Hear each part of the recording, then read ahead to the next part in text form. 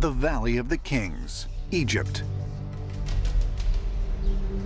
The Taj Mahal, Agra, India. And King Pakal's tomb, Palenque, Mexico. Spectacular burial sites that date back thousands of years are found across the world. According to mainstream researchers, these locations are the final resting places for ancient leaders. But might they also serve a more profound, perhaps extraterrestrial purpose?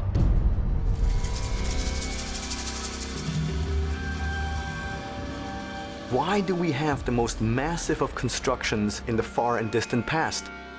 Well, and according to the ancient texts and the ancient traditions, this knowledge was given to our ancestors by the gods. If the sole function of tombs was to house the dead, then why are virtually all of these connected to notions of spiritual energy, images of astronomy, and a strong belief in the existence of other, arguably more spiritual worlds? All cultures share this notion of somehow opening a doorway, opening a stargate, opening a gateway to another dimension so the soul can return. We know that it is meant because the soul is going to go on a voyage to the afterlife. In the ancient world, there was a view that this life that we have, this physical life, is our opportunity to prepare ourselves for a vast destiny that lies beyond this life. Could ancient tombs really have served another, more extraterrestrial purpose? Perhaps as portals to reunite the deceased with celestial beings. Many ancient astronaut theorists believe the answers can be found by taking a closer look at the mysterious texts of ancient Egypt.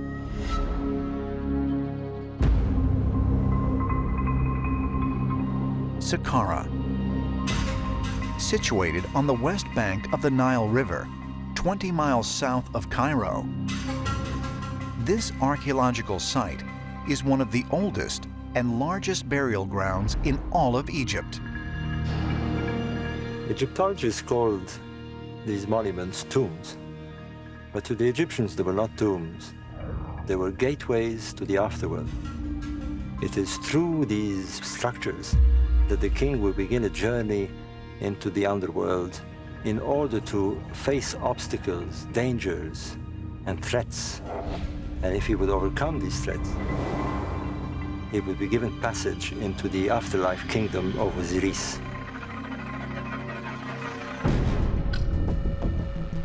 Overlooking the immense necropolis lies the pyramid of King Teti, the first ruler of Egypt's 6th dynasty. Teti built his pyramid and an adjoining mortuary temple during his reign more than 4,000 years ago. I'm walking on what's left of the ancient causeway of King Teti I. That's his pyramid. And here is his very much ruined mortuary temple. Now, this pyramid is very important. It contains the oldest religious writing in the world, the pyramid texts.